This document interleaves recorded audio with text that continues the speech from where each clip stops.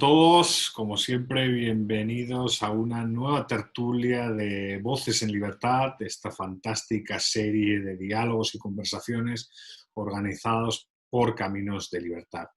El día de hoy tocaremos un debate desde una perspectiva general, ¿no? Hemos puesto a la sesión desafíos y asimetrías en la defensa a la libertad. Estamos, resultado de todas estas conversaciones, pues analizando la situación. Como saben, hemos discutido sobre los desafíos de la sociedad civil, todo lo que tiene que ver con responsabilidad cívica. Hemos reflexionado sobre libertad de expresión, sobre el poder de las fake news, sobre la cuestión y el reto de la pobreza, el empleo, el futuro de las empresas. Y hoy pues hemos decidido dialogar sobre los desafíos que tiene la libertad, sobre las asimetrías existentes en el mundo actual y sobre la complejidad, ¿no? Porque como se puede comprobar, esta libertad está siendo atacada desde varios frentes, no estrictamente desde el frente sanitario, ¿no? Resultado de esa pandemia del COVID-19. Siempre citamos la famosa frase del precio de la libertad es la eterna vigilancia, esa sentencia de Thomas Jefferson basándose en la afirmación de John Philpott Curran y, bueno, como liberales y personas, individuos comprometidos con la defensa de la estructura de derechos y libertades, tenemos que seguir vigilando. Y como es tradición ya en esta casa, para discutir de este tema plural y amplio, de este popurrí de cuestiones, pues contamos en la mesa con grandes amigos y con una mesa de primer nivel, ¿no? En primer lugar, Ana María Carrasquero. Ella es socióloga y coordinadora de proyectos en CEDICE Libertad, el mítico think tank venezolano, en la actualidad responsable de derechos de propiedad en dicha organización. También se encuentra en la mesa Mijael Garrido, político, abogado, docente y comunicador peruano, presidente fundador de la Sociedad de Junín, ha sido el editor del diario Altavoz y presentador en varios programas de televisión. Y por último, Manuel Adorni, docente universitario en SEADE y otros centros de educación superior, consultor, columnista en medios como Infobae y reconocido conferencista argentino. Para empezar, la mesa, y como hemos señalado al inicio, una cuestión general vinculada a los desafíos. Quizás la primera pregunta es esa, ¿no? ¿Qué retos se enfrenta el mundo en este momento? ¿Cómo ven la situación a nivel global, ¿no? Estamos siendo amenazados por el COVID-19, hemos discutido a lo largo de un gran número de sesiones sobre este tema y ahora además parece que han surgido pues estas demandas, resultado del asesinato de George Floyd, sobre cuestiones racistas y hay como una especie de, ha subido como en la agenda el tema otra vez del racismo. ¿Cómo ven este tema y cómo desde su punto de vista analizan la coyuntura en la actualidad? Para empezar, le damos la palabra a Ana María Carrasquero. Ana María, bienvenida y muchas gracias. Gracias, Eduardo. Al contrario, gracias a ustedes por la oportunidad de comunicarnos con la distinguida audiencia de Caminos de la Libertad. Bueno, en principio decir que la situación que está atravesando el mundo es bastante complicada. Yo no estoy bastante segura al decir que ningún país estaba preparado para esto que estamos viviendo. No solo el tema de la pandemia por la COVID-19, sino por estos rebrotes de los que tú haces referencia. Sí es un elemento y un denominador común que lo hemos observado y lo hemos estudiado en el Observatorio de Derechos de Propiedad de CEDICE Libertad, cómo ha habido un ataque en contra de las libertades, cómo el tema de la pandemia, de la cuarentena, consecuencia de esta pandemia necesariamente impactado de una manera bien fuerte el ejercicio de las libertades y sobre todo las libertades económicas. Hay una cosa que nosotros hemos sido muy enfáticos aquí en el Observatorio de Derechos de Propiedad se dice Libertad al señalar y haciendo como una especie de analogía. Se nos ha dicho y hemos estado bombardeados de forma permanente sobre lo que significa el COVID y el impacto que tiene en cada uno de los seres humanos y cómo el impacto es mayor en aquellos seres humanos que tienen enfermedades de base. Y sin lugar a dudas nosotros podríamos decir que la enfermedad de base que tiene Venezuela hoy por hoy es el socialismo del siglo XXI y es una especie de enfermedad que en cierto sentido se ha tratado de expandir por el continente americano.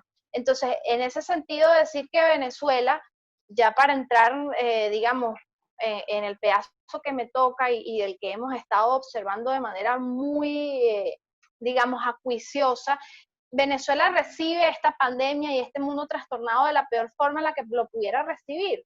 Lo recibe después de 31 meses de hiperinflación. En el preámbulo de esta conversación se conversaba sobre los índices de desempleo. La verdad es que las autoridades no hablan, o sea, nosotros no tenemos cifras oficiales.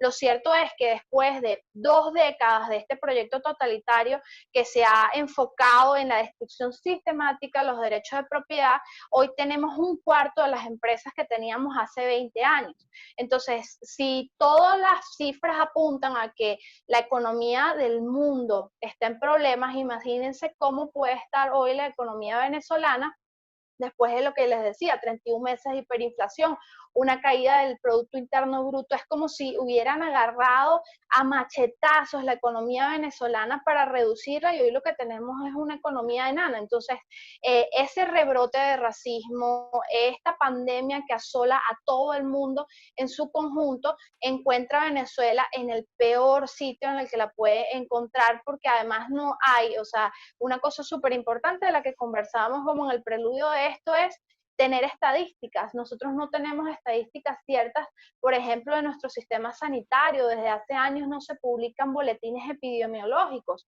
y las cifras que nosotros oímos de la boca del poder, bueno, pues obviamente las ponemos en duda y las cuestionamos porque muy probablemente haya subregistro.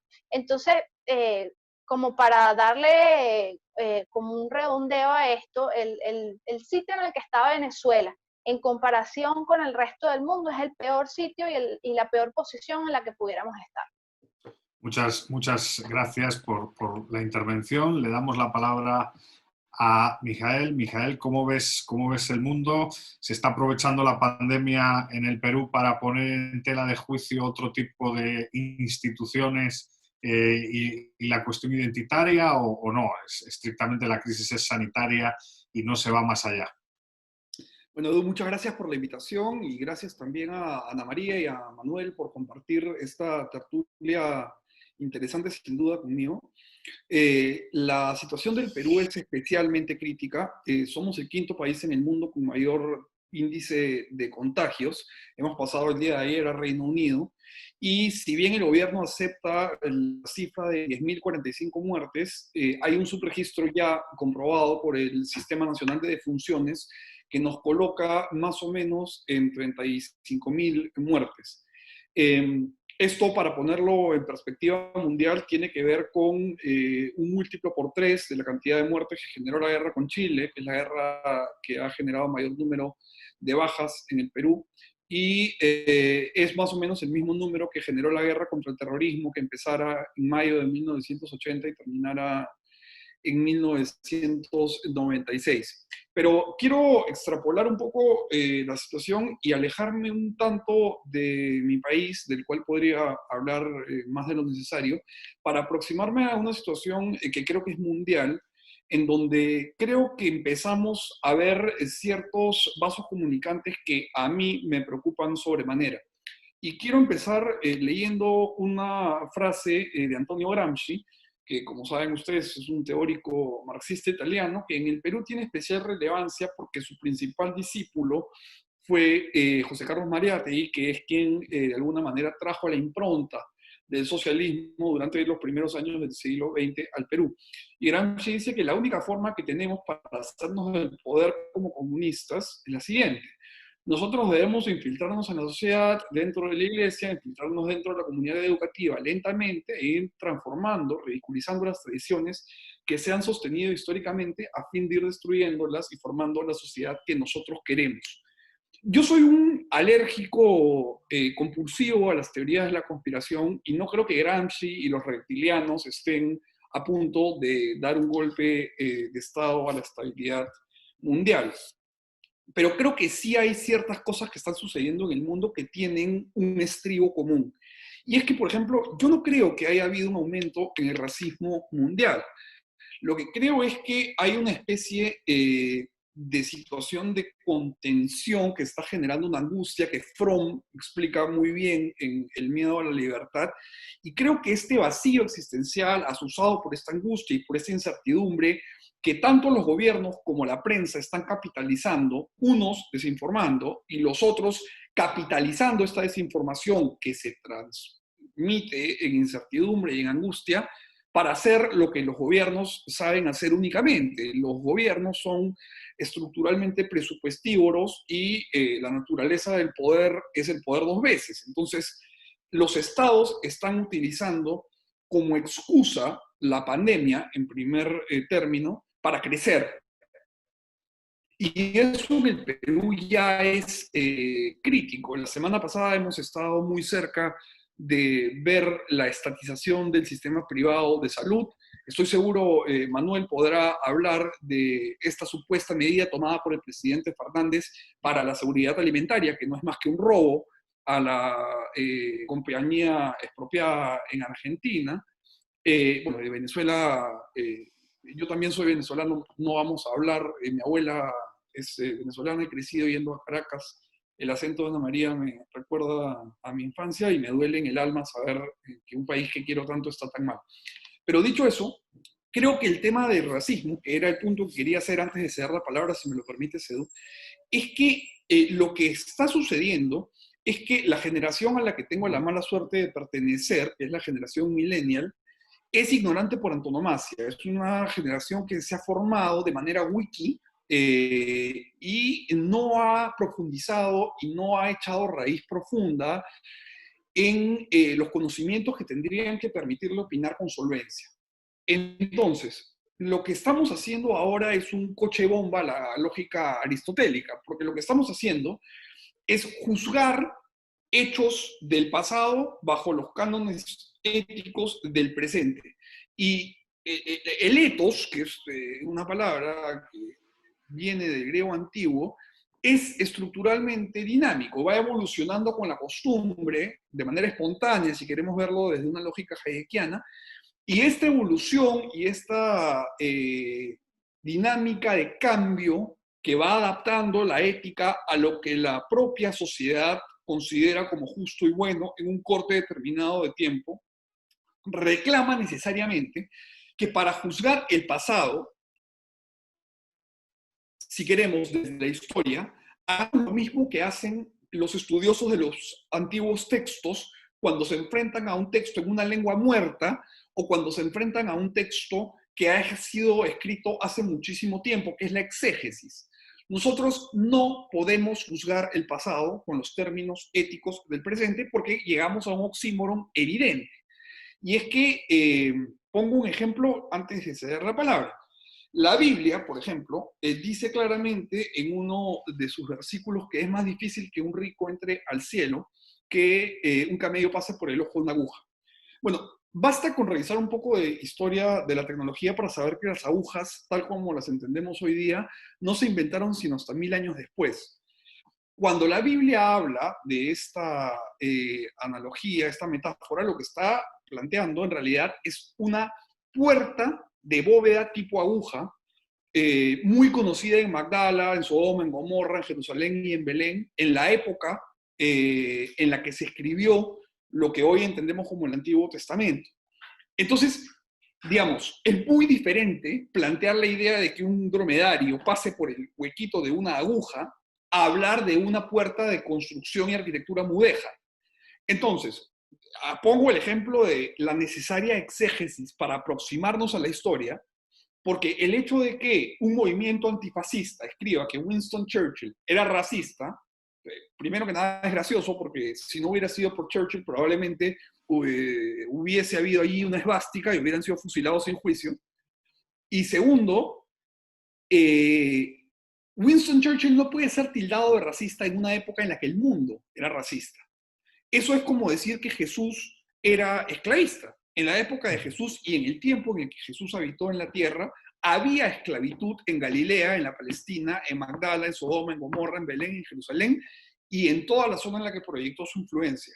Y he leído con detenimiento los 4 evangelios en más de una oportunidad y no hay ninguna mención de Jesús criticando a la esclavitud.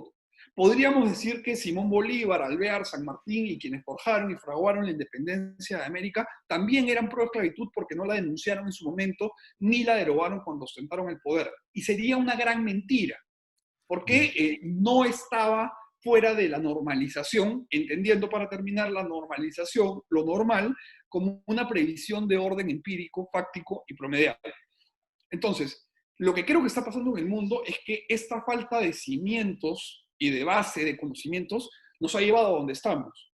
En mi familia, esto lo sabe Pepe, y creo que en la suya hay una tradición parecida, creo que en su familia disfrutan mucho de la pesca, mi familia disfruta de la caza, no voy Sí, a pero entrar al detalle, pero lo que quiero decir es que si es que alguno de mis tíos, o mi padre, o mi abuelo, lograse un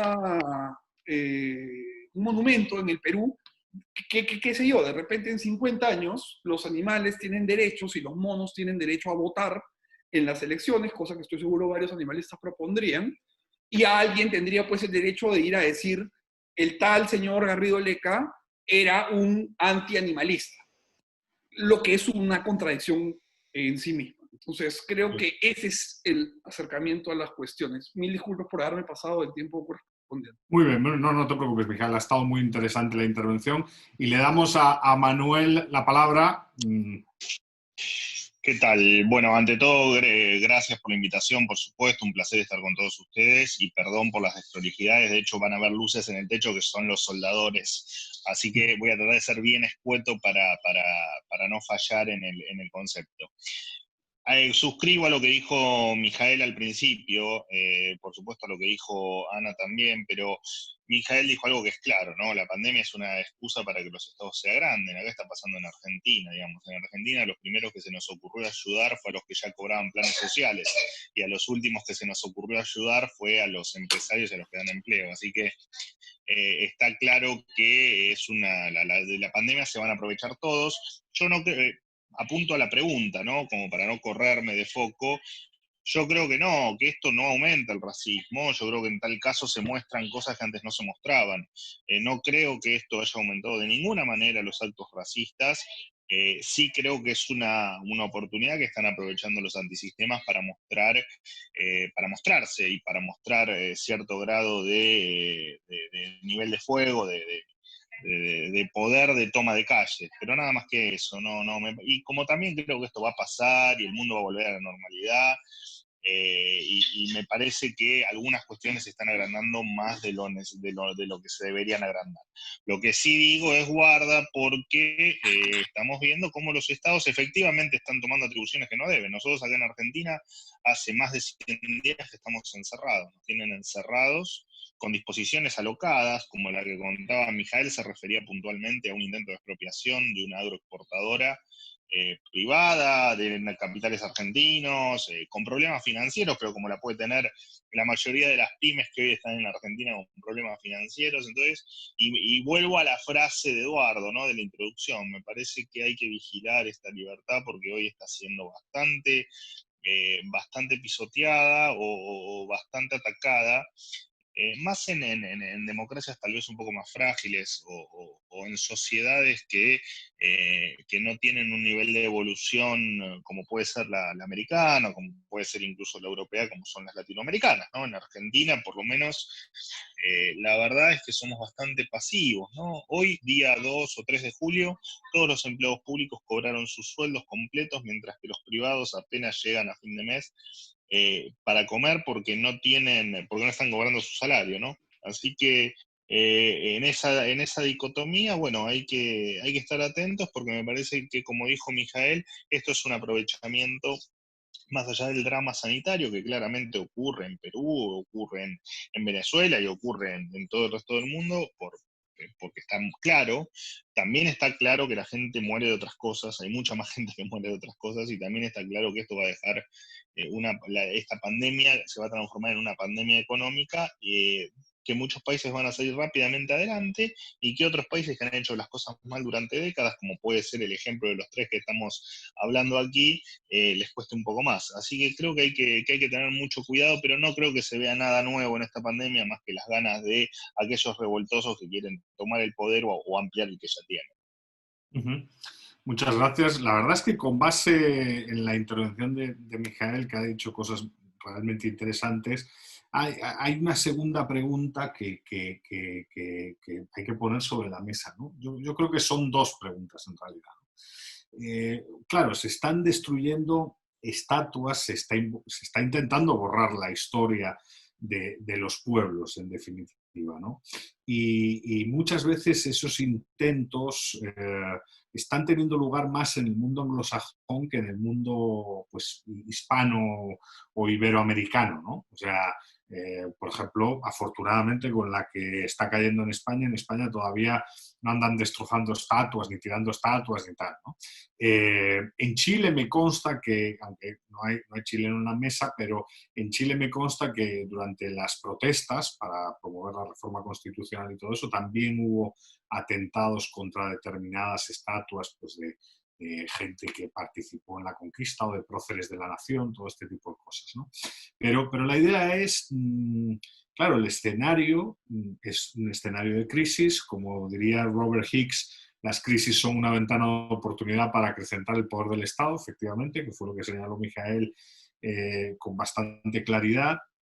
¿Qué rol nos toca a los liberales? ¿No? Porque tenemos, por un lado, la cuestión de la pandemia, con toda la restricción a las libertades pues, de reunión, de movimiento, de manifestación, de expresión, incluso en un montón de países. O sea, por un lado, los sanitarios. Y luego, por el otro lado, este tema de la corrección política, ¿no? Por ejemplo, en un país como España, pues hay unos cacahuetes con chocolate por afuera, que son muy famosos, que se llaman conguitos. Pues ahora la izquierda dice que hay que cerrar eso porque eso es expresión de racismo, ¿no?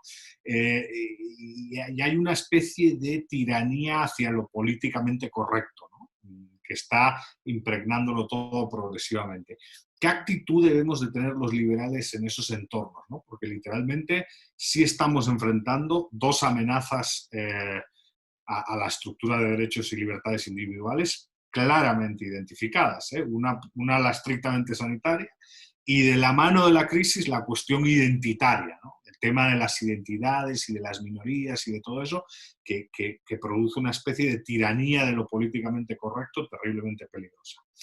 Entonces, ¿qué rol debemos de tener los liberales ante esas dos amenazas? Y luego, sin América Latina, en realidad hay esta amenaza de lo políticamente correcto, ¿no? Mi percepción, yo viví, trabajo en la Universidad Francisco Marroquín, pero bueno, trabajé durante 10 años en Guatemala. Guatemala la llevo en el corazón, estoy casado allí, tengo familia allí, o sea, mis suegros ven estos vídeos, o sea, quiero decir, formo parte de aquello. Y la cosa es, yo siempre he percibido que hay más libertad, hay más incorrección política en todos los sentidos, ¿no? Pero ¿cómo ven la situación ustedes? ¿No? Y le vamos a dar la palabra a Mijael para empezar esta segunda ronda. Mijael, buenas de nuevo.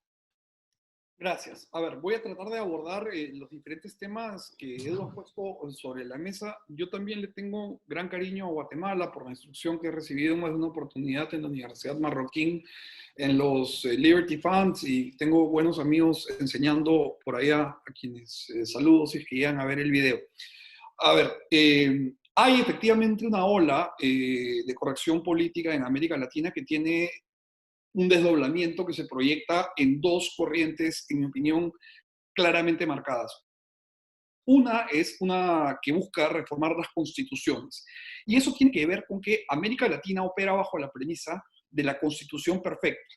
Y probablemente si revisamos la historia del constitucionalismo en el mundo, vamos a encontrar que quizá la constitución mejor redactada es la que Jeremy Bentham redactó para Etiopía durante el gobierno de Haile Selassie. El problema de esa constitución es que no tiene ningún relato con la realidad. Entonces, quizá el más importante constitucionalista alemán, Lowenstein, plantea que hay tres tipos de constituciones: las nominales, las normativas y las semánticas. Y esta taxonomía lo que permite es identificar cuál es el nivel de relación o de correlación que hay entre lo que el texto constitucional dice y lo que la realidad reclama. Porque si nosotros revisamos a la Constitución cubana o la vieja Constitución soviética, en el primer artículo de las dos se habla de la libertad. Entonces, bueno, claramente uno puede enunciar cualquier barrabasada y luego pues, que no haya ningún tipo de traducción en la realidad. Pero esta idea del constitucionalismo perfecto nos ha llevado a entender mal lo que es una constitución. Y este es el primer punto que quiero dejar claro. Cuando Hayek nuevamente escribe el ensayo sobre el uso del conocimiento en la sociedad, deja muy claro que el error es la principal fuente del conocimiento humano. Y en el constitucionalismo latinoamericano lo que hay es una búsqueda de cambiar la realidad a través de la Constitución, cuando más bien la Constitución, entendiendo que la principal fuente de derecho es la costumbre, debe perseguir a la realidad y no al revés. Entonces, en el Perú, que estamos a un año de cumplir 200 años de independencia, hemos tenido 13 constituciones, pero si abrimos por la ventana, estamos igual de complicados que el día que se fundara nuestra república. En cambio, los Estados Unidos ha tenido una constitución, y bajo esa misma constitución, hasta el fin de la guerra civil, en 1865, con la abolición y la posterior asunción del presidente Grant, hubo esclavitud, bajo la misma constitución que ha hecho que Barack Obama sea presidente. Las constituciones, entonces, como para cerrar esta primera idea, se enmiendan, no se cambian, porque las constituciones son un repositorio de conocimiento jurídico, económico, social y semiótico que los países deben mantener y deben cuidar como si fuera un bonsái. Y lo que hacemos en América Latina es, frente a cada cambio o cada nueva vertiente o cada movimiento pendular en el eje político, lo que se busca es hacer un borrón y cuenta nueva y empezar con una nueva constitución que nos va a llevar al paraíso y al mundo perfecto. Esa es una visión marxista de la realidad, porque termina en que el futuro es perfecto y llegaremos eventualmente, y el rol de todo marxista es acelerar el tiempo para llegar al comunismo. Claro, lo que pasa es que los que lo propugnan no saben ni siquiera que eso es marxista porque no han leído a Marx. Eso por un lado. Y por el otro lado, y quiero ser breve en el segundo punto, yo creo que la corrección política en América Latina, a diferencia de Europa y de los Estados Unidos, tiene bemoles mucho más complejos, porque yo un día recuerdo con mucho cariño una conversación que tuve con José Torra, que nos acompaña moderando en Puerto Príncipe, en Haití, después de una charla liberal, y hablábamos de racismo en América Latina, por ejemplo. Y el racismo en América Latina es un fenómeno tanto más complicado que en otras latitudes, porque aquí se mezcla el racismo con el clasismo y simplemente con una falta de identidad. Digamos, en el Perú, por ejemplo, la manera más despectiva de tratar a un descendiente de indígenas americanos es decirle cholo. Pero yo a mi esposa le digo cholita. Entonces hay una serie de contradicciones, incluso lingüísticas, que llevan a pensar en que el racismo es un fenómeno antropológicamente mucho más complejo aquí. Difícilmente un miembro de la Gestapo le hubiera dicho a su esposa antes de dormir, hebrea de mi corazón, ven a mis brazos. Entonces, aquí es un poquito más difícil.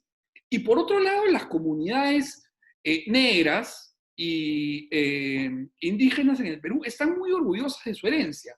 Así como hay la marca Conguitos en España, aquí había una marca de gelatina llamada Gelatina Negrita, perteneciente al grupo económico más importante del Perú. Y hace 3 semanas le han cambiado de nombre porque les parece una afrenta a la comunidad negra. Y creo que parte de la corrección política pasa por censurar ciertas palabras, ¿no? Y la gente ya no quiere decir negro. Bueno, si uno no ve que alguien es negro, no es que no sea racista, es que es daltónico. El problema está en cargarle un juicio peyorativo a ser negro. Mi mujer es más blanca que yo, mi padre es más negro que yo, ya está. Yo no pretendo ser igual que nadie. El tema está en decir, porque tal persona es de tal color, entonces, bueno, ahí hay un problema de racismo. Si uno no identifica que somos de diferentes colores y de diferentes tipos en cuanto a el fenotipo, valga la redundancia que nunca vale, que nos caracteriza, pues estamos ciegos. Entonces, yo sería cuidadoso con eso, pero sí hay una ola que es un efecto de lo que pasa en el hemisferio norte aquí. Aquí en el Perú se ha propuesto tumbar la estatua de Colón, ya se quitó la estatua de Francisco Pizarro, porque dicen que son colonizadores y que colonizaron a los peruanos, cuando hay que recordar que los incas, que eran 7 millones cuando llegaron 113 españoles en 1561, fueron derrotados porque los incas oprimían a todo el resto de etnias de la región, hacían sacrificios humanos y no eran particularmente civilizantes tampoco. Entonces, pues todos se pelearon a una revolución en contra del incario. Y lo que es fundamental recalcar aquí es, solo para terminar, una respuesta que dio un gran escritor español que no habla de libertades, pero yo disfruto mucho de su prosa en términos de literatura, que es Javier Cercas, cuando una periodista peruana le increpó que los españoles se habían llevado todo el oro de nuestro país. Y Cercas, con superlativa lucidez, le respondió: vea usted, los españoles nos quedamos en España, los españoles son sus abuelos. Y bueno, claramente los españoles, mi apellido es aragonés. Entonces, claro, mi familia tiene 500 años en el Perú, pero eso no me hace a mí español, ni peruano, ni andino, ni ibérico. Me hace peruano. Latinoamérica es un crisol de todas las sangres. Entonces creo que sí hay una corriente de corrección política que hay que combatir con fuerza, porque cualquier corriente de ese tipo termina en censura, y la censura como forma de coacción es ajena a lo que creemos que es la libertad, siempre y cuando no afecta a terceros, pero que creo que el análisis aquí, para terminar solo, reclama un segundo nivel de profundidad, porque Latinoamérica tiene ciertas realidades que tienen sostenidos y bemoles que un mundo más homogéneo como el del hemisferio norte no tiene. Gracias. Muy bien, muchas gracias. Ana María, que al final pues la cuestión de derechos de propiedad está en cierto sentido asociada a esto, porque, bueno, no sé si vieron la imagen tan viral del otro día, ¿no? La imagen de los propietarios defendiendo su casa frente a ese movimiento, ¿no? Con la esposa y el señor ahí protegiendo su propiedad. Ana María, ¿cómo ves la situación? ¿Ves que esta disculpa de lo políticamente correcto y de todo lo que ha generado es algo que puede amenazar aún más todavía los derechos de propiedad privada? Sí, o sea, para mí como venezolana, porque obviamente es difícil abstraerte del gentilicio para hablar de este tipo de temas, es como que tú puedes ver este fenómeno como en dos planos. Es como si para nosotros, desde lo que hemos vivido durante estas últimas 2 décadas, cuando vemos el tema de, por ejemplo, derribar estatuas, eso ya pasó aquí. Una de las primeras acciones del proyecto político del chavismo, del socialismo del siglo XXI, cuando ellos llegaron al poder, fue en el año 2002 declarar que el Día de Descubrimiento de América no iba a ser más conocido como tal, sino el Día de la Resistencia Indígena. 2 años después, vimos como una de las estatuas más grandes, más importantes y más reconocidas fue derribada en el año 2004, en la Plaza Venezuela, la estatua de Cristóbal Colón. Y así vimos cómo poco a poco se fueron insertando este tema de no le digas negro a alguien, aquí tiene la forma correcta de decirlo, es hablar y hacer referencia a los afrodescendientes, el tema de los indígenas, y tenemos un carrete con eso, o sea, el Ávila, que es nuestra montaña más importante en la ciudad capital, le cambiaron el nombre, ya no se llama Ávila y ellos pretenden que hagamos referencia a ella y le digamos Guaraíra Repano, que es la lengua nativa. Entonces, para nosotros como venezolanos, contemplar todas estas cuestiones que están pasando en el mundo y América Latina es como que en cierto sentido, por muy extraño que esto pueda sonar, es como nosotros ya vivimos esto. Nosotros ya vivimos cómo todos estos grupos minoritarios en algún momento fueron usados de forma instrumental, fueron herramientas. Por ejemplo, cómo se usaron los movimientos LGBTI en algún momento y se les dijo que se les iba a dar todos los derechos, pero tú encuentras que vas hacia atrás en la historia y te das cuenta que nada de eso pasó. El tema de los indígenas, que quizás son una de las poblaciones más desasistidas y más abandonadas. Entonces, lo que tienes ahí para uno como venezolano, vuelvo y repito, es difícil abstraerse de analizar y mirar y atisbar el panorama de América Latina y del mundo sin lo que ha ocurrido aquí, que lo vemos como una especie de reedición, todo esto de neolengua. En el caso de la Constitución venezolana, haciendo referencia a lo que dijo Mijael en un principio, la Constitución venezolana se dijo que en algún momento, durante mucho tiempo se han llenado la boca diciendo que la Constitución del 99 es la mejor constitución de todo el mundo.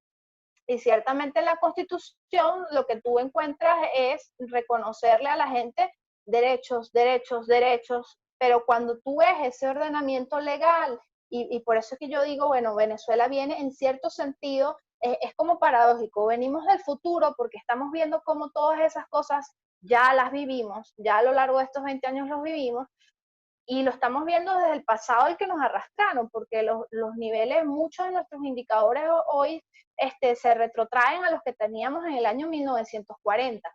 Entonces, en materia de derechos de propiedad, bueno, lo que estamos viendo con esto que está ocurriendo en el mundo, como le decía en un principio de mi intervención inicial, es, bueno, cada vez más restricciones. Entonces, ¿estas restricciones a qué nos llevan? Nos llevan, en el caso venezolano, a un momento muy delicado, muy complejo, porque lo poco que queda del aparato productivo nacional está tratando de sobrevivir, y está tratando de sobrevivir en medio de, o sea, aquí desde donde yo les estoy hablando, estamos en un país que se supone que tiene las reservas de crudo más grandes, probadas a nivel mundial, pero nosotros acabamos de salir de un desabastecimiento feroz de gasolina que no permitía que ni siquiera los productores agropecuarios pudieran ir a sus unidades de producción a sacar sus cosechas. Vuelven a anunciar el recrudecimiento de la cuarentena, entonces vemos cómo la cuarentena en nuestro caso es un recurso que se usa a los fines muy convenientes del poder. Entonces, un país como el nuestro, que era productor petrolero y que hoy su producción petrolera está ubicada en lo que teníamos para el año 1943, sufre una gran crisis de abastecimiento de combustible, tenemos que importar. Las sanciones son usadas como una coartada desde el poder para decir, mira lo que nos están haciendo las sanciones y a dónde nos están llevando, pero para la semana que viene se vuelve a anunciar una radicalización de la cuarentena. Y es porque ya sabemos que no va a entrar nuevamente más combustible para abastecer. Entonces es como que, bueno, ciertamente lo que nosotros como venezolanos vemos en América Latina nos hace sentirnos muy preocupados porque es como un camino que ya hemos andado. Entonces y lo vemos con frecuencia, por ejemplo, el caso de Vicentín, cómo la gente que se paró y protestó con mucho encono la medida, decía, no queremos convertirnos en Venezuela. Entonces, vuelvo a decir, o sea, te causa sentimientos encontrados y en cierto sentido te provoca como una disonancia cognitiva saber que el movimiento en el que está y cómo están tratando de enfilar hacia América Latina es un camino que ya nosotros hemos andado, desandado y nos tiene en el punto en el que estamos como venezolanos. Muchas gracias por la intervención. Este comentario, después de unir, digamos, los comentarios tanto de Ana María como de Mijael, Manuel, ¿qué opinas de esta doble crisis y su amenaza pues a la propiedad, ¿no? Al emprendimiento, en definitiva a todo aquello que construye desarrollo y que profundiza en libertad, ¿no? Porque yo creo que ese doble ataque nos está poniendo contra las cuerdas y está generando una situación muy dura. ¿Cómo ves la situación, Manuel? Bueno, a ver, en Argentina es un caso muy particular, porque Argentina, que hace 70 u 80 años ostentaba, al igual que Venezuela, tener uno de los PBI per cápita más altos del mundo, bueno, hemos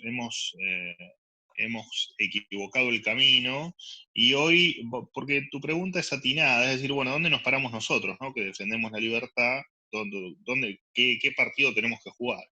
Y en Argentina es complicado eso, porque en la Argentina la mitad de la gente vive del Estado y la otra mitad que lo mantiene a ese Estado ya no quiere seguirlo haciendo, o sea, no quiere hacer más. Por lo tanto, estamos en lo que nosotros llamamos la batalla cultural, ¿no? Tratar de lograr que la gente entienda que el que genera riqueza es el sector privado y no el sector público. Lo que parece una obviedad para nosotros, que estamos acá probablemente, buena parte de los argentinos no lo comprende, y de hecho acá lo que pedimos es un Estado presente, un Estado más grande, un Estado que esté con nosotros. Y lo que me parece que tenemos que estar es en esa batalla de explicar a que a más Estado menos libertad, a más Estado menos crecimiento, más pobreza, y bueno, y todo este tema de lo nefasto que hace que el Estado cada vez más grande se acerca más a transformar al país en un país socialista. Así que me parece que el lugar de los que pregonamos la libertad es ese. Después podemos discutir los que quieran o no incorporarse al barro político y a luchar desde adentro del sistema. Digamos, acá los liberales en Argentina, bueno, algunos no están dispuestos a hacer política partidaria, otros sí, pero creo que hoy la batalla de las ideas y el estar haciendo esto que estamos haciendo acá, el publicar videos, en estar en las redes, en mi caso estar en los medios de comunicación, tratando de que se entienda que el Estado es, a estos niveles, es muy nefasto y muy nocivo. La verdad es que me parece que ese es el camino y esa es la batalla. Ahora, ¿en qué va a terminar esto? Bueno, la verdad es que no lo sé, ¿no? Porque hay mucha gente convencida de que el Estado efectivamente te cuida. Estado que en Argentina hemos multiplicado en democracia desde el año 83, lo hemos multiplicado por 3, los planes sociales los multiplicamos por 30 y la pobreza por 9. Hoy estamos con el gasto público más alto de la historia argentina y con la pobreza más alta de la historia argentina. O sea que evidentemente en el medio algo no ha funcionado, no funcionó. Y eso es lo que hay que explicar, qué es lo que no ha funcionado, ¿no? Hoy en Argentina el que tiene plata, el que anda en un auto nuevo, o al que tiene una empresa que le va bien, se lo critica. Y recién hablaban de las libertades del Estado, bueno, en realidad, de las libertades, perdón, y del rol del Estado y de los liberales. Y la realidad es que en Argentina, que el Estado te saca el 70% de lo que ganás en impuestos, seas empresario, seas pyme, seas empleado en relación de dependencia, trabajando para una empresa grande o para una empresa chica, eso significa que buena parte de tu año la pasás trabajando para el Estado. Entonces la libertad ya no la tenés en algún punto, porque ya la presión fiscal y la presión sobre los que producimos es tan grande para mantener el elefante estatal, que la verdad es que hablar de libertad en este contexto es muy complicado. Así que yo creo que la batalla, respondiendo a tu pregunta de la manera más concisa posible, es efectivamente divulgar las ideas de la libertad, ¿no? Sí, sí. Bueno, la verdad es que yo, a nivel personal, ¿no? Y por la tarea en el Juan de Mariana, sí estamos muy preocupados, ¿no? La deriva es muy liberticida. Honestamente, lo que se observa, pues básicamente es que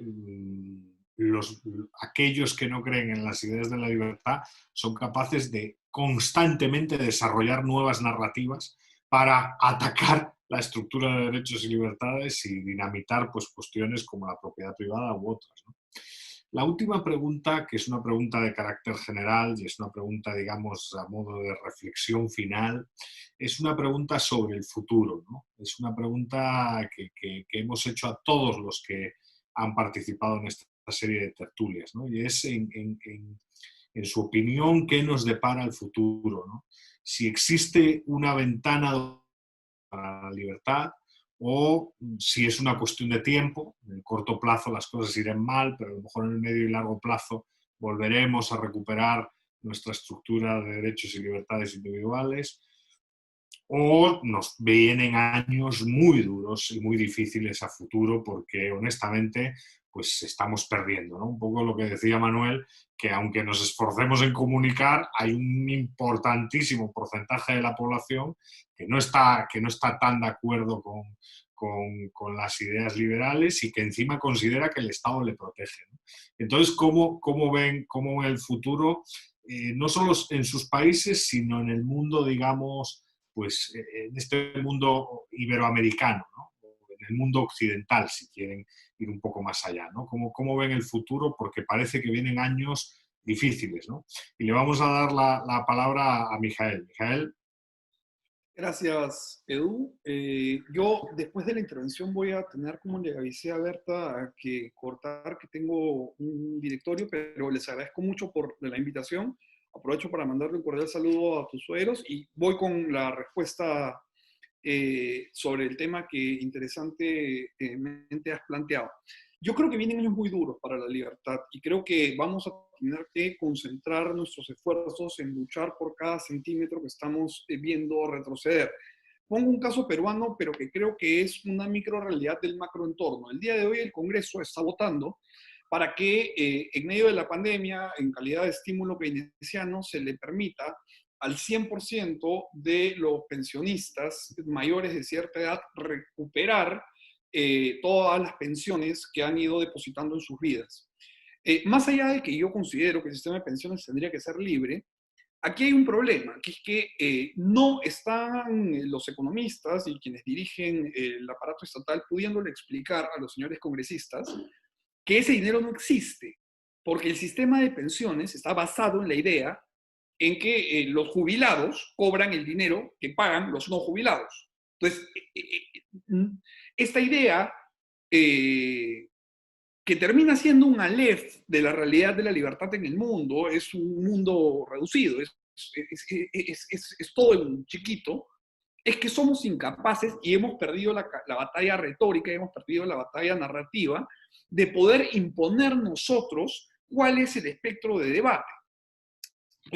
Cuando François Mitterrand discutía en un debate público con Giscard para ver quién iba a gobernar Francia, Giscard, que le ganó la primera elección y luego Mitterrand gobernó después de haber sido alcalde de París, Giscard le encajó una frase a Mitterrand que yo creo que tendríamos que empezar a recuperar los liberales como punta de lanza para poder retomar la iniciativa narrativa, y es que le dijo: señor, ¿usted cree que la izquierda tiene el monopolio del corazón?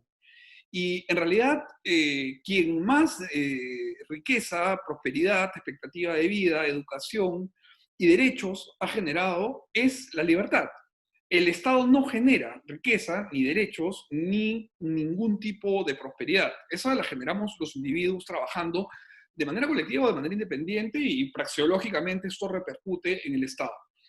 Entonces creo que vienen años muy difíciles, muy duros, pero creo que justamente en esa palanca y en ese torque que vamos a necesitar para defendernos, es que tenemos que unirnos, porque parte, y esta es una autocrítica al liberalismo, parte de los problemas que el liberalismo creo sufre, es que como somos individualistas por antonomasia, nos cuesta mucho trabajar colectivamente. Si solamente para conformar la sociedad de Junín, que está integrada Alejandro Giovanni, Antonella Martí, Gloria Álvarez, José Torra y yo, solamente formar la sociedad y ponernos de acuerdo en cuáles eran los valores que íbamos a compartir de a 5, nos ha demorado lo que demora parir un elefante. No me puedo pues imaginar lo que es ponernos todos de acuerdo en máximas liberales. Entonces, creo que vienen años muy duros, pero yo no veo, y con esto acabo, la presencia latente y agresiva del enemigo estatista, totalitario de izquierda o de derecha, porque nuestro enemigo es el fascismo y el comunismo al mismo tiempo, como algo negativo. De hecho, creo que el filo de nuestra retórica y la habilidad para argumentar con solvencia de los liberales se ha visto profundamente alicaída después de la caída del muro de Berlín. Porque poniéndolo en términos hegelianos, por más que desprecie a Hegel y a su manera de ver el mundo, la dialéctica es una manera de agudizar la capacidad de la otra parte. Entonces, una vez que hubo caída del muro de Berlín, perestroika, glasnost y Yeltsin borracho en el Kremlin, esto relajó la necesidad del sistema del mundo libre de tener argumentos que contrarresten al Pacto de Varsovia y a la cortina de hierro. Entonces, al haber perdido un enemigo, la construcción aristotélica de las ideas siempre es menos efectista que la construcción dialéctica platónica de las ideas. Entonces, viene un enemigo grande, viene un toro grande, pero creo que el hecho de verlo venir va a espontáneamente generar espacios como este, en el que comencemos a compartir ideas y a poner sobre la mesa ideales comunes, y finalmente nos uniremos para poder combatir a un enemigo al que nunca debemos recordar, dejar de recordar. Ya hemos derrotado en una oportunidad y derrotaremos de nuevo. Gracias, y Bueno, yo tengo que irme. Les agradezco mucho. Mijael, muchísimas gracias por tu participación, tus intervenciones, y la verdad, ha sido un placer tenerte en la mesa. El placer ha sido todo mío y por favor lo sigo en Twitter o quedamos en contacto. Estoy seguro Pepe nos pondrá en contacto después, que ha sido un gusto conversar con Ana María y con Manuel. Ana María, Gloria Lurado Pueblo, mucho cariño. Gracias, Mijael, un abrazo. Gracias, Mijael, un gusto, y seguramente nos volveremos a cruzar. De todas maneras, suerte con esas cañerías. Que estén bien. Suerte. Gracias. Ana María, tú comentabas antes, y la verdad es que creo que con mucha razón, que como venezolana, y viendo un poco lo que sucedía a nivel global, reflexionabas y decías, esto ya lo hemos pasado, ¿no? Pero claro, el punto es que claro, han sido 20 años, ¿no? Más de 20 años de chavismo ya, ¿no? Desde el 99, ¿no? Y la cosa no parece acabar. ¿Cómo, desde tu perspectiva, cómo ves el futuro? Y si consideras bueno, que vamos, como decía antes, hacia un mundo más liberticida. Como decía Mijael, viene un toro grande, pero eso puede ser positivo, puede ser una ventana de oportunidad para la libertad. ¿Qué piensas al respecto? Mira, yo cuando pienso en el futuro, la sensación es agridulce. Agridulce porque te ocasiona mucho temor pensar, bueno, como han dicho todos ustedes, que nos enfrentamos con amenazas muy serias y que a veces pareciera que nos estamos quedando sin aliento frente a esas amenazas. Pero dulce en el sentido de, como tú bien haces referencia, son 20 años. 20 años son 2 décadas. Este proyecto político que se inquistó en el poder y que es como una especie de cáncer que ha hecho metástasis en el cuerpo de este país, de Venezuela, en algún momento nos habló del hombre nuevo y nos dijo que su intención, como todos estos proyectos utópicos, era la creación del hombre nuevo. Entonces, tú te preguntas, ¿cómo es que después de 20 años, que ya perfectamente tú podrías ver los frutos de ese hombre nuevo, todavía hay, por ejemplo, estudiantes universitarios que no han conocido un sistema distinto a este y se atreven a levantar su voz? ¿Cómo es que después de 20 años en donde un Estado todopoderoso ha tenido las mayores riquezas petroleras en sus manos y aún hay gente que se atreve a levantarlo y además lo hemos perdido todo? Y en tantas marchas a las que hemos asistido precisamente para propugnar en favor de nuestra libertad, hay carteles donde o sea, te conmueve tanto que la gente te diga, ya nos han quitado tanto que hasta el miedo nos han quitado. Entonces, obviamente el futuro te puede traer temor, pero al mismo tiempo yo prefiero mirarlo desde el otro lado.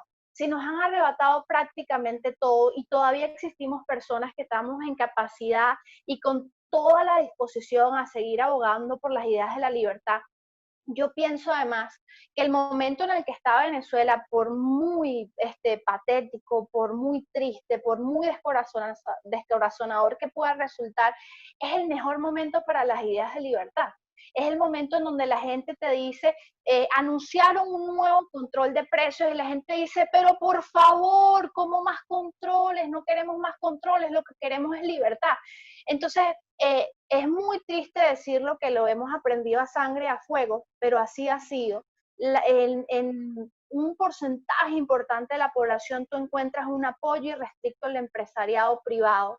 Tú encuentras que la gente te dice, el Estado no está para ser empresario, ya nos lo ha demostrado en esta cosa viviendo el descalabro de los servicios públicos, por ejemplo, como un país que tiene uno de los ríos más grandes del planeta Tierra, que es el Orinoco y el Amazonas, que atraviesa toda América Latina, no tiene agua, por ejemplo. Entonces, la gente te lo dice y de forma muy intuitiva te dicen, la solución no es más Estado, la solución es más libertad. Ciertamente estamos en nuestro propio laberinto, en un laberinto al que llegamos porque este proyecto totalitario hizo en torno al país como una especie de camisa de fuerza, y esa camisa de fuerza fue ese andamiaje legal con el que nos quitaron la posibilidad de liberarnos de esta camisa de fuerza que hoy es el socialismo del siglo XXI. Pero mi mensaje es más bien optimista, y es optimista para el resto de las personas que nos escuchan, que no comparten la experiencia venezolana, es si después de 2 décadas de tenerlo absolutamente todo, de haber tomado todos los poderes públicos, de tener la cantidad ingente de recursos, este proyecto no ha logrado arrodillar a una sociedad completa. Todavía tú encuentras agricultores que en medio de las condiciones más hostiles siguen tratando de sacar adelante sus negocios, los empresarios, la cantidad de empresas que nacen, que obviamente lo hacen en la peor de las condiciones, porque recordemos además que Venezuela tiene 12 años consecutivos estando en los últimos lugares del Índice Internacional de Derecho de Propiedad, pero el mensaje final sería de esperanza, o sea, nos hemos crecido frente a las dificultades y hemos demostrado que somos el tamaño de esas dificultades, por muy trillado que puede sonar, pero el ejemplo de Venezuela, de un país que está muy mal herido, ciertamente, pero que aún se mantiene en pie y que esa juventud que no ha conocido nada distinto, como les decía hace rato, todavía te puede clamar por libertad, aun cuando no la han conocido, habla de que, como todos sabemos, la libertad es consustancial al espíritu humano. Entonces, mientras haya un ser humano que esté dispuesto a mantenerse en su condición de humanidad, en esa misma medida podremos decir que la libertad tiene esperanza. Muchas gracias, Ana María, por esa intervención y le damos la palabra a Manuel. Manuel, ¿cómo ves el futuro? ¿Cómo ves los próximos años en la Argentina? Bueno, yo quiero volver a pedir disculpas por las desprolijidades. Voy cambiando de escenario porque los albaniles me van corriendo, así que en cualquier momento termino en la calle. No, bueno, a ver, suscribo completamente con lo que dijo Ana recién, ¿no? En definitiva, no solo que el Estado ha demostrado ineficiencias en todos los frentes, no solo en el empresario. Hoy en Argentina, con la presión fiscal más alta del mundo, no tenemos seguridad deficiente, salud deficiente, educación deficiente. Está claro que el Estado las cosas bien no las hace. Entiendo también que el avance es lento, ¿no? Porque recién Ana decía, bueno, tuvimos chavismo desde hace 20 años, pero en realidad tal vez el cáncer o el virus socialista viene de tal vez de los 70. Y en Argentina, en definitiva, también esta idea de vivir con lo nuestro, de que el Estado te ayuda, viene tal vez de mitad del siglo XX. O sea que son procesos lentos que ahora en esta pandemia los notamos tal vez más a flor de piel. Por lo tanto, no creo que veamos, pase lo que pase, ¿no? Sean cosas buenas o malas, no creo que lo veamos mañana, que lo veamos el mes que viene o el año que viene, creo que el proceso va a seguir siendo lento, tanto para un lado como para el otro. Y en ese proceso lento nosotros tenemos que aprovecharlo para irnos metiéndonos en las ideas y en las, no en la mente de la gente, porque suena una frase comunista y socialista, pero sí en que se puedan escuchar las voces de que lo mejor es la libertad, porque es sentido común, digamos, ¿no? El vos poder decidir. Lo que pasa es que hay gente que no está dispuesta ni preparada para salir a trabajar, para salir a ganarse la plata, para salir a ganarse el plato de comida. Hay gente que prefiere que solución que les solía hacer educación, dónde te tenés que educar y cuánta plata vas a recibir por mes del Estado. Y eso es un trabajo que han hecho muy bien los políticos y lo han logrado. Y hay que batallar contra eso y te repito, después cada uno sabrá si lo hace desde la difusión de ideas o si además se mete en el barro de la política. Pero en cuanto al futuro, la verdad es que no lo sé. De decirte en qué va a terminar todo esto, cómo va a avanzar esto, sería mentirte porque sinceramente no tengo la más pálida idea.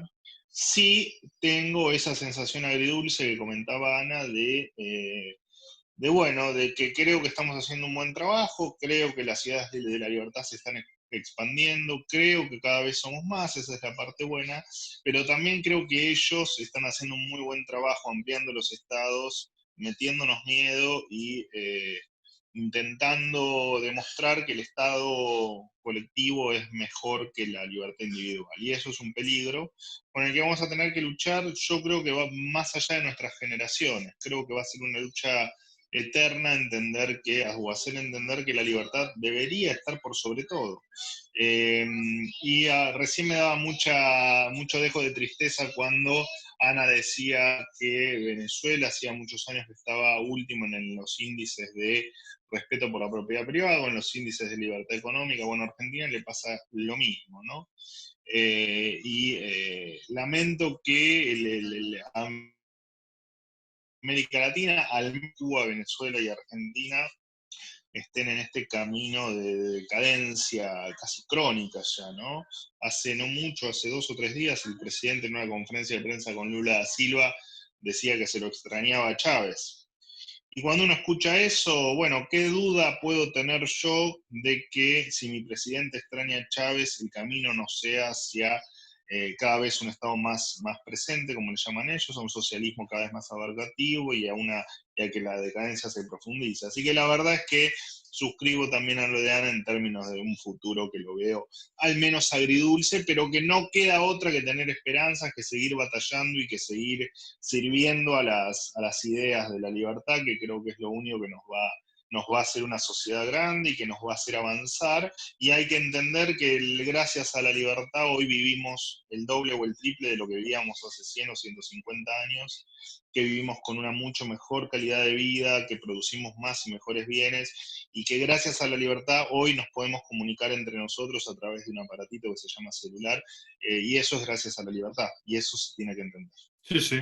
Pues la verdad es que muchísimas gracias por todas las intervenciones y por esta tertulia. Y por mi parte, pues nada más, solo desearles lo mejor, cuídense mucho y hasta la próxima.